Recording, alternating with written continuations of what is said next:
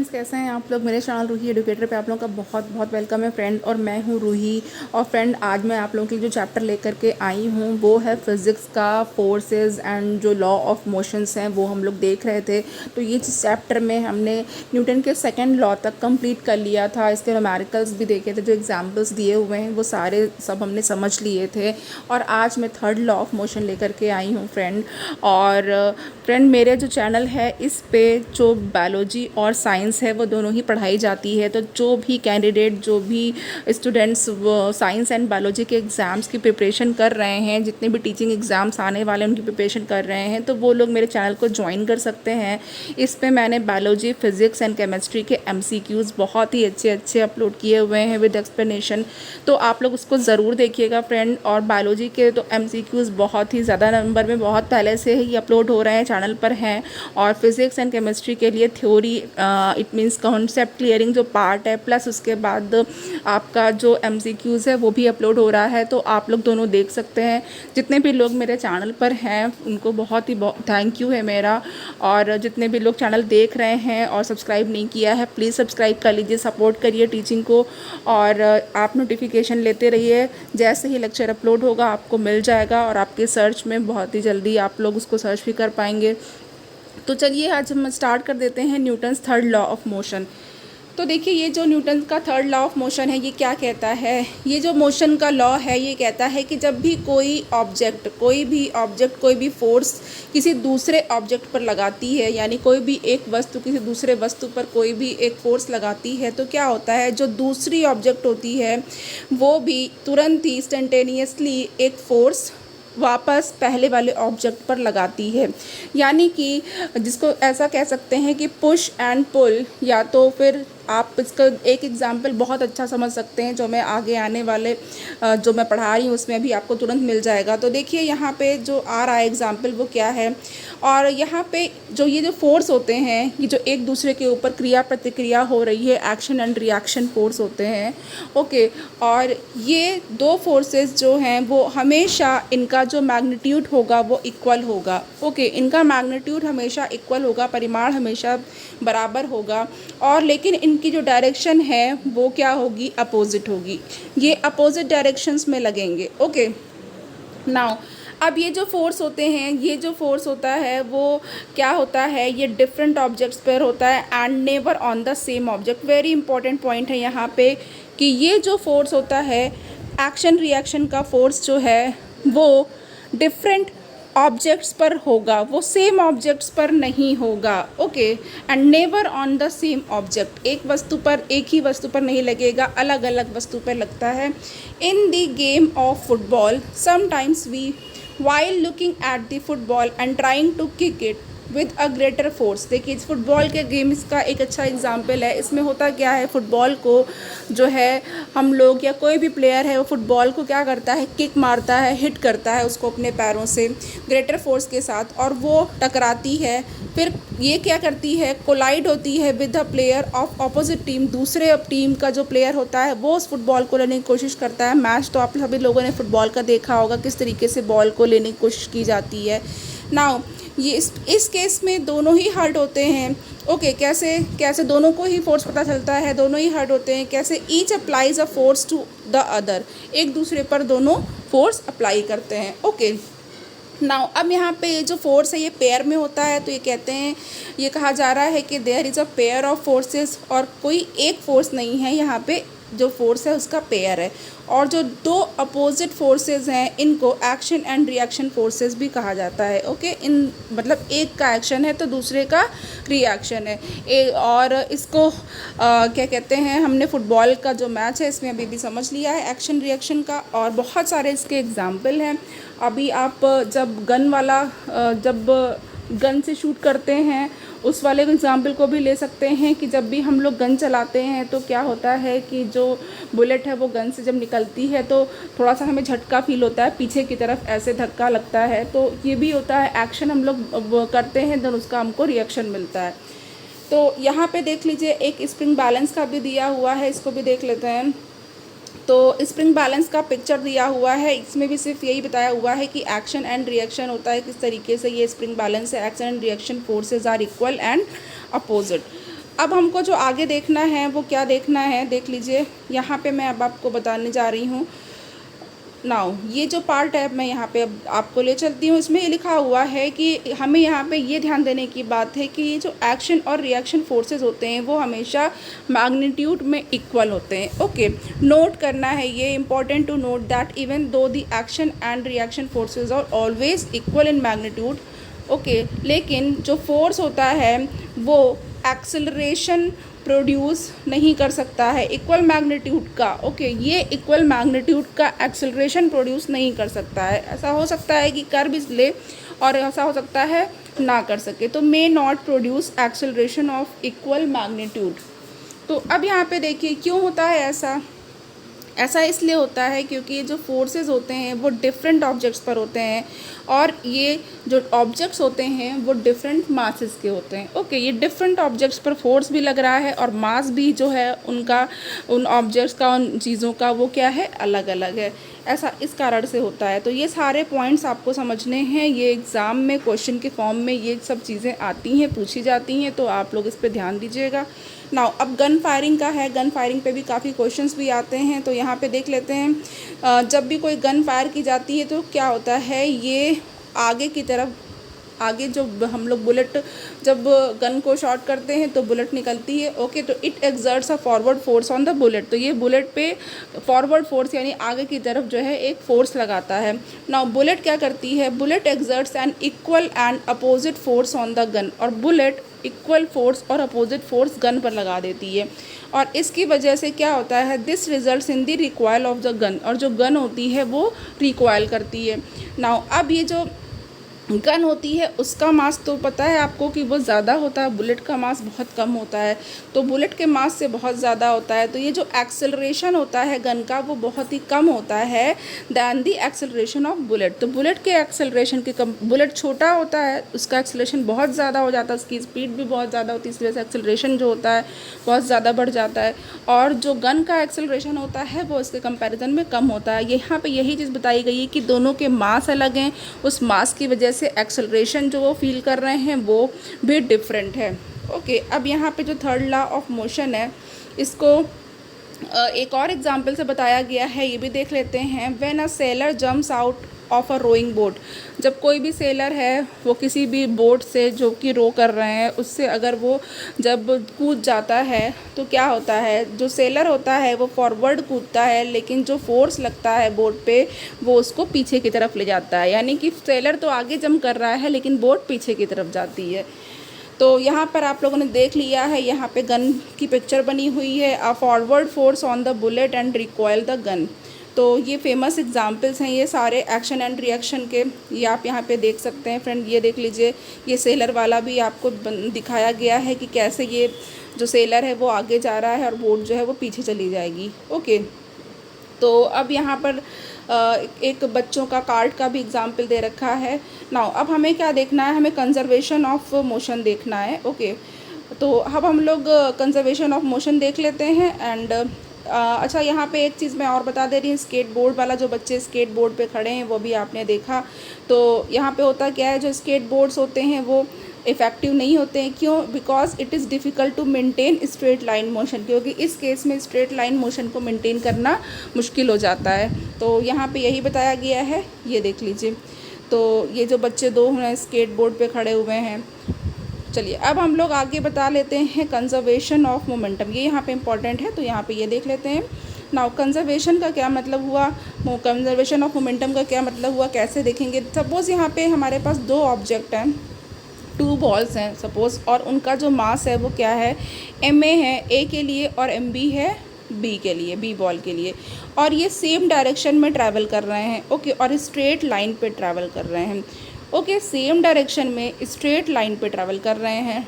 Now जो different velocities हैं इनकी, यू ए है वो ए के लिए है, यू बी वो बी के लिए है, ओके, तो अब यहाँ पे देखिए कोई भी दूसरा अदर एक्सटर्नल अनबैलेंस्ड फोर्स इस पे एक्ट नहीं कर रहा है। हम लोगों ने अनबैलेंस्ड फोर्स की बात पिछले लेक्चर में की है, जो कल ही अपलोड किया है मैंने।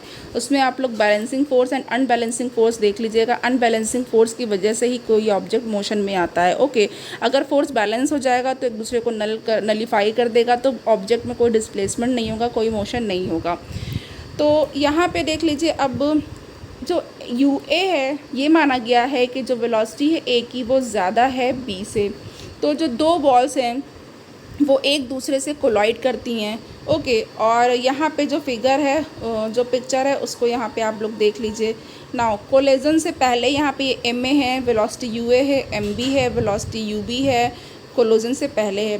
नाउ अब यहाँ पे जो बी है वो क्या है, बी यहाँ पे है। अब एक ये जो ए है वो बी पे फोर्स लगा रहा है, F A B. Now B है वो ए पे फोर्स लगा रही है, बी एफ बी ए। और कोलिजन के बाद क्या हुआ, कोलिजन के बाद जो है इसकी जो फाइनल वेलोसिटी हो गई एम ए की, फिर बी ए हो गया, यहाँ पे एम बी है, उसकी वेलोसिटी बी बी हो गई है। तो आगे देख लेते हैं। नाउ अब यहाँ पे जो कोलिजन हुआ है इसमें बताया जा रहा है जो वेलोसिटी है यू ए की वो ज़्यादा है और यू बी से ज़्यादा है। तो अब ये जो टू बॉल्स कोलाइड कर रही हैं, यहाँ तक हमने बात कर ली थी। नाउ कोलिजन में क्या होगा, collision which last for a time T, collision जो टाइम टी तक लास्ट करता है, रहता है। और जो बॉल ए होती है वो फोर्स ए बी लगा रही है बॉल बी पर, और जो बॉल बी है वो फोर्स बी ए लगा रही है बॉल ए पे। तो अब ये मान लिया गया है जो वेलोसिटी है वो वी ए है और वी बी है। ओके, दो बॉल्स की, और ये कब की वेलोसिटी है, कोलिजन के बाद की वेलोसिटी है। नाउ आगे देख लेते हैं यहाँ पे क्या बताया जा रहा है।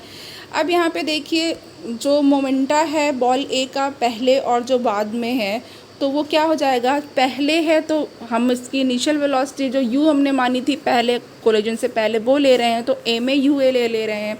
नाउ अब मोमेंटम का आपको पता ये P equal to M V हमने पढ़ा था, और यहाँ पे जो एम ए वी ए है ये हम लोग आफ्टर कोलिजन मान रहे हैं। तो अब यहाँ पे rate of change of its momentum जो होगा और जो फोर्स एफ ए बी जो होगा उसको कैसे देखेंगे, during the collision will be M A then U A minus V A minus you A upon T. Okay, तो यहाँ पे ये इस फॉर्मूले से दिया जाएगा।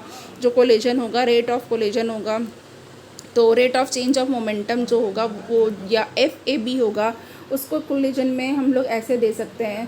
अब यहाँ पे देख लीजिए दूसरे के लिए rate of change of momentum है बॉल बी के लिए, बॉल बी के लिए एफ बी ए होगा। तो कोलिजन के दौरान क्या होगा, ड्यूरिंग द कोलिजन ये क्या हो जाएगा, एम बी फिर V B minus you B upon T हो जाएगा। ओके, नाउ अब थर्ड लॉ ऑफ मोशन क्या कह रहा है, according to third law of motion जो फोर्स एफ ए बी है वो बॉल ए से बॉल बी पे एक्सर्ट किया जा रहा है, और जो एफ बी ए है वो क्या है, वो बॉल ए पे लगा रही है। ये दोनों इक्वल होने चाहिए बट अपोजिट होने चाहिए एक दूसरे के, क्या है, इक्वल हों और अपोजिट हों एक दूसरे के, ईच अदर। तो यहाँ पे सिंपली जो कहा गया है सेंटेंस में उसको लिख दिया गया है। तो F A B is equal to minus लगाया क्योंकि अपोजिट है, तो एफ बी ए। तो यहाँ पे दोनों फार्मूला जो है आप देख सकते हैं, जब पुट की गई इसकी वैल्यू एफ ए बी की या एफ बी ए की, तो आपको m A we A minus you A upon t is equal to minus m B we B minus you B upon t मिल गया। नाउ यहाँ से हम लोग देख लेंगे कि ये जो M A U A plus M B U B is equal to M A we A plus M B we B, बहुत ही इम्पॉर्टेंट वेरी इंपॉर्टेंट फार्मूला है ये, वेरी इंपॉर्टेंट है।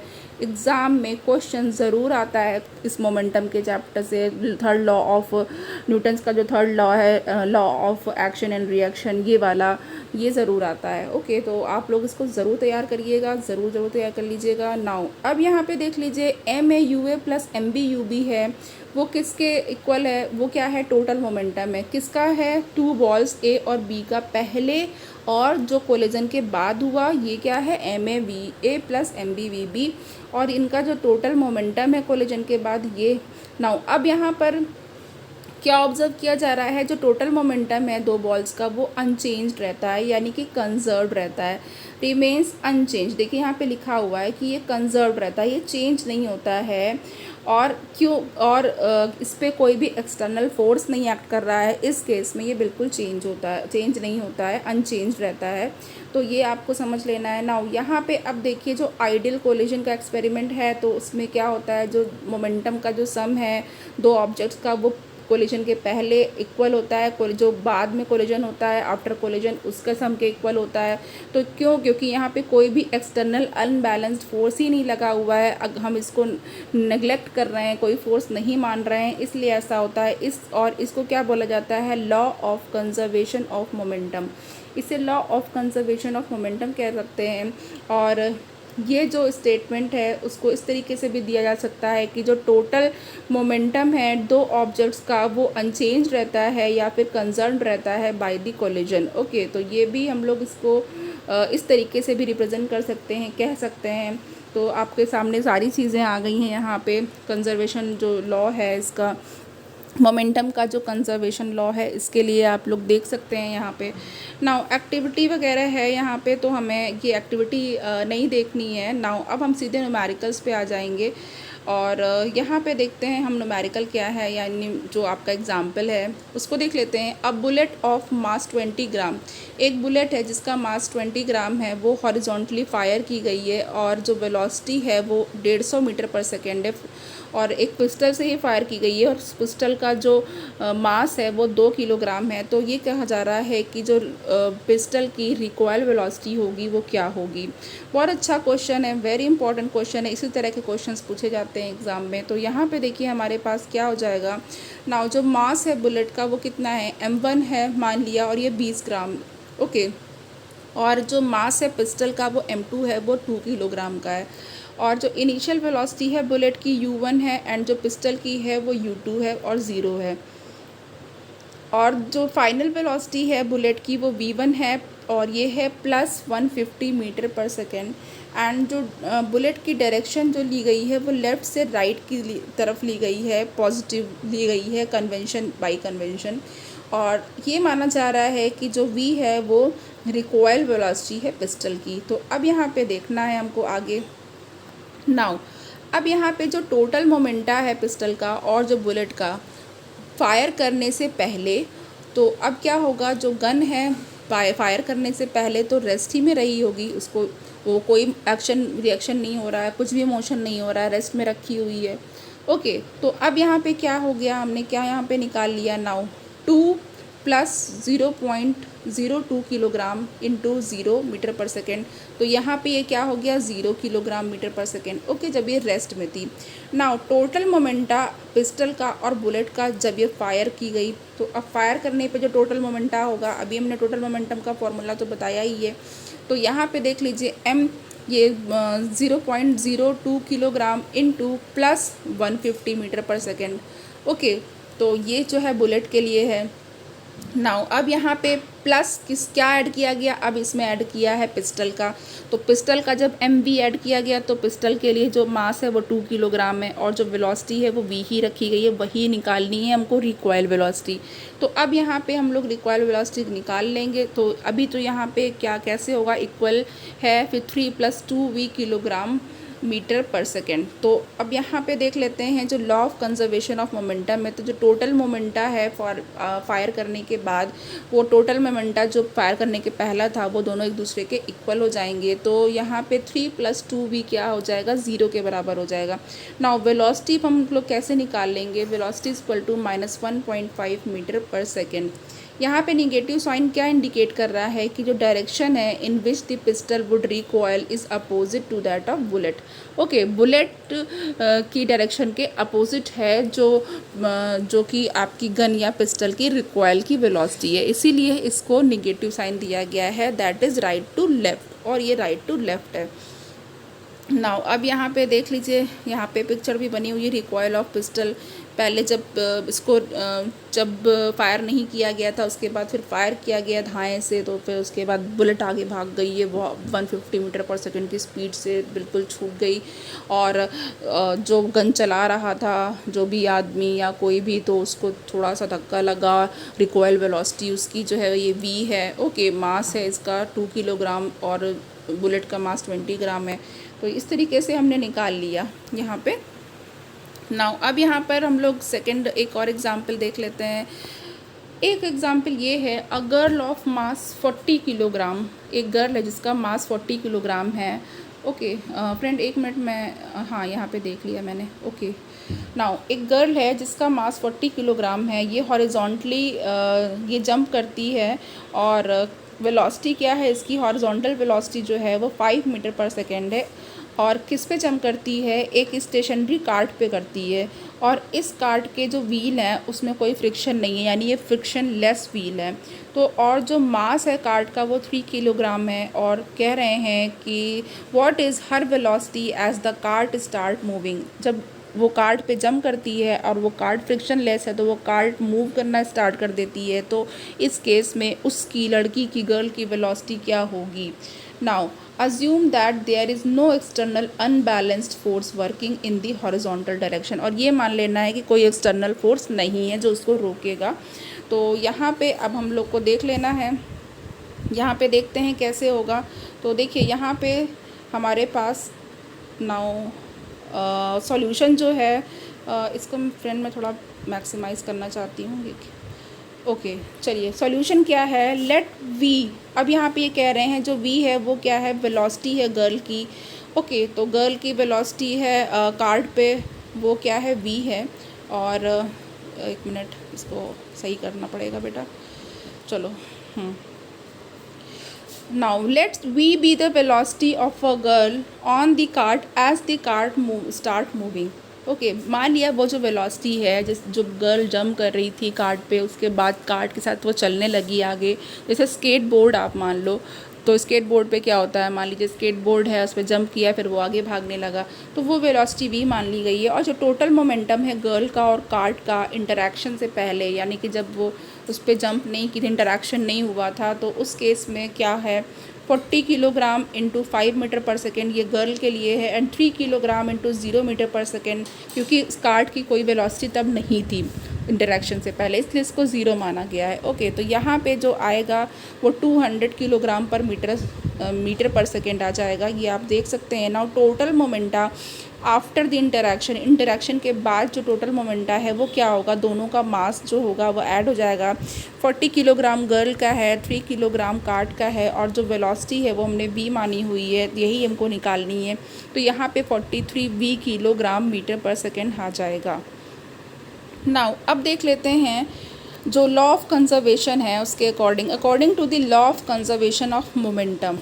तो यहाँ पे क्या होगा, जो टोटल मोमेंटम है वो कंजर्व रहेगा ड्यूरिंग द इंटरैक्शन के दौरान टोटल जो मोमेंटम है वो कंजर्व रहेगा। दैट इज़, अब यहाँ पे कैसे निकाल सकते हैं इसको, 43v इक्वल टू 200।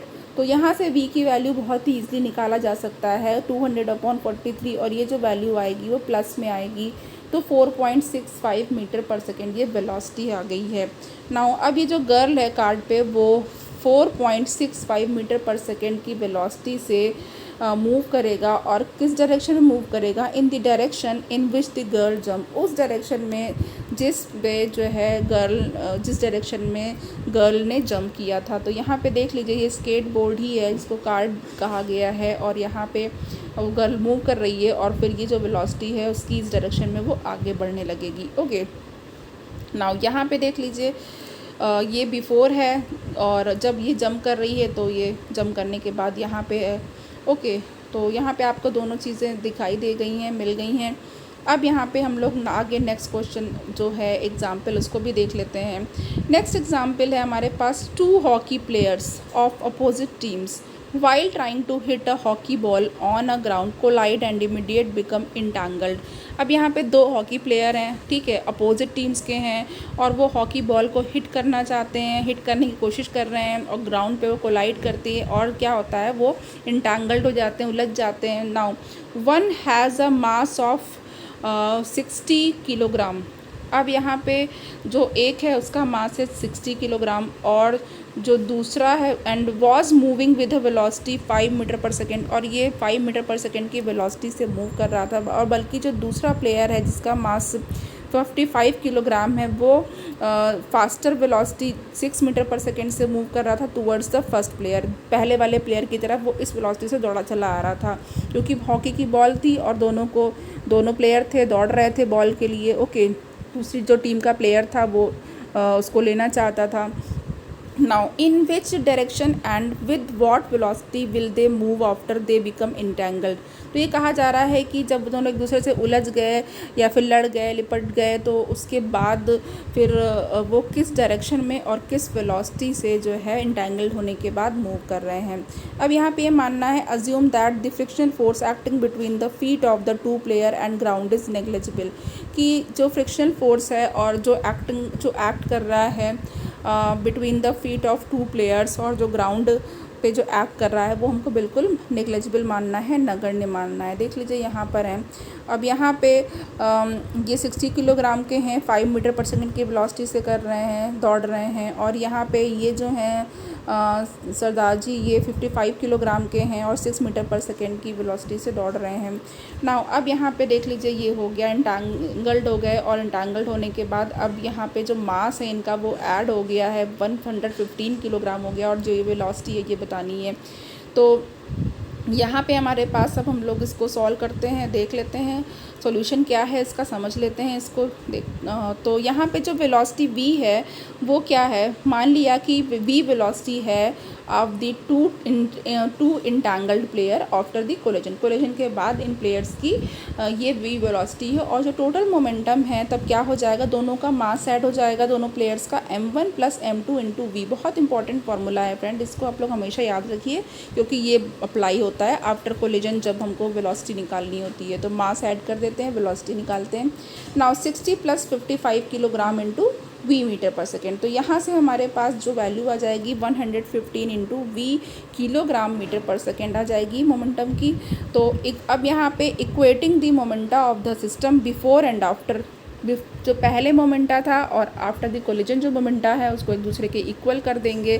तो जो लॉ ऑफ कंजर्वेशन है मोमेंटम का वो अप्लाई होगा और क्या मिल जाएगा यहाँ पे v = -30/115 और जो v की वैल्यू मिलेगी -0.26 मीटर पर सेकेंड मिल जाएगी। नाउ अब देख लीजिए जो दो इंटेंगल प्लेयर हैं वो 0.26 मीटर पर सेकेंड की वेलोसिटी से राइट टू लेफ़्ट मूव करेंगे और किस डायरेक्शन में move, that is in the direction the second player was moving before the collision. मतलब कि जब कोलिजन से पहले जो जिस डायरेक्शन में सेकेंड प्लेयर मूव कर रहा था उसी डायरेक्शन में ये लोग लड़ने भिड़ने के बाद इंटेंगल्ड होने के बाद भी मूव करेंगे। तो यहाँ पर देख लीजिए, यहाँ पे अब हमारे पास जो आगे है वो क्या है वो हम लोग देख लेते हैं। तो आगे के लिए हम लोगों को देखना है। नाउ नेक्स्ट हमारे पास है फ्रेंड यहाँ पे 2 ऑब्जेक्ट्स ऑफ मासेस, ये आप लोगों को करने के लिए दिया हुआ है, आप लोग इसको कर सकते हैं। नाउ कंजर्वेशन लॉ जो है इसके बारे में हम लोग डिस्कस कर चुके हैं, तो अब आप लोगों को बिल्कुल अच्छी तरीके से पता ही चल गया है फ्रेंड। अब यहाँ पे हम लोग वो देखेंगे जो हम लोगों ने इस चैप्टर में लर्न कर लिया है, तो उसको भी एक बार देख लेते हैं। तो नाउ जो फर्स्ट लॉ ऑफ मोशन है वो क्या कहता है, an object continues to be in state of rest. कोई भी ऑब्जेक्ट है वो जो रेस्ट की ही स्टेट में रहेगा या तो फिर यूनिफॉर्म मोशन में होगा तो यूनिफॉर्म मोशन ही करता रहेगा स्ट्रेट लाइन पर जब तक कि कोई भी अनबैलेंस्ड फोर्स या बाहरी फोर्स उस पर एक्ट ना करे। ओके, नाउ अब यहाँ पे दूसरा पॉइंट ये है कि जो नेचुरल टेंडेंसी है ऑब्जेक्ट्स की कि वो अपनी स्टेट को, यानी जो अगर रेस्ट में है तो रेस्ट में ही रहना पसंद करेगी और यूनिफॉर्म मोशन में है तो यूनिफॉर्म मोशन में रहना पसंद करेगी। तो ये जो इसकी किसी भी ऑब्जेक्ट की जो है एक नेचुरल टेंडेंसी होती है कि वो जो है रेजिस्ट करती है चेंज इन स्टेट को। ओके, स्टेट में चेंज होने को रेजिस्ट करती है, नहीं होने देना चाहती है। ये क्या कहलाता है, ये जो टेंडेंसी होती है वो इनर्शिया कहलाता है। ओके, तो दूसरे उसके बाद नेक्स्ट पॉइंट है हमारे पास, जो किसी भी ऑब्जेक्ट का जो मास है वो किस में मेजर होता है, वो इनर्शिया जो होता है वो उसके मास का मेजर होता है। ओके, यानी कि mass of an object is measure of its inertia. जो मास है वो इनर्शिया का मेजर है। और जो एसआई यूनिट है वो क्या होती है, किलोग्राम होती है। नाउ जो फोर्स ऑफ फ्रिक्शन होता है वो हमेशा मोशन का अपोज करता है, विरोध करता है, फ्रिक्शनल फोर्स हमेशा। नाउ जो सेकंड लॉ ऑफ मोशन है वो क्या कह रहा है, rate of change of momentum of an object is proportional to the applied unbalanced force in the direction of motion. ये जो rate of change of momentum है वो किसके प्रोपोर्शनल होगा, वो ऑब्जेक्ट का जो ऑब्जेक्ट के ऊपर अनबैलेंस्ड फोर्स अप्लाई किया गया है और वो डायरेक्शन ऑफ मोशन में उसके डायरेक्टली प्रोपोर्शनल होता है। ओके, क्योंकि हमारे पास अगर मोमेंटम का फॉर्मूला देखें तो ये क्या होता है, P=mv होता है। नाउ अब यहाँ पे हमारे पास जो एसआई यूनिट है वो क्या होगी, kilogram metre per second square होगी, बहुत इंपॉर्टेंट है। और इसको क्या कहते हैं, this is also known as newtons and represented by the symbol N. तो फोर्स को आप पता है, न्यूटन जो होती है इसकी एसआई यूनिट होती है, एन से इसको रिप्रेजेंट करते हैं। और फोर्स क्या होता है, फोर्स ऑफ वन न्यूटन, जो 1 न्यूटन का फोर्स होता है वो 1 मीटर पर सेकेंड स्क्वायर का एक्सेलरेशन प्रोड्यूस करता है on an object of mass 1 kilogram. एक ऑब्जेक्ट जिसका मास 1 किलोग्राम है उस पर 1 मीटर पर सेकेंड स्क्वायर का एक्सेलरेशन प्रोड्यूस कर सकता है 1 न्यूटन का फोर्स। नाउ जो मोमेंटम है किसी भी ऑब्जेक्ट का या संवेग है किसी भी ऑब्जेक्ट का, वो क्या होता है, वो इसके मास और इसकी वेलोसिटी का प्रोडक्ट होता है।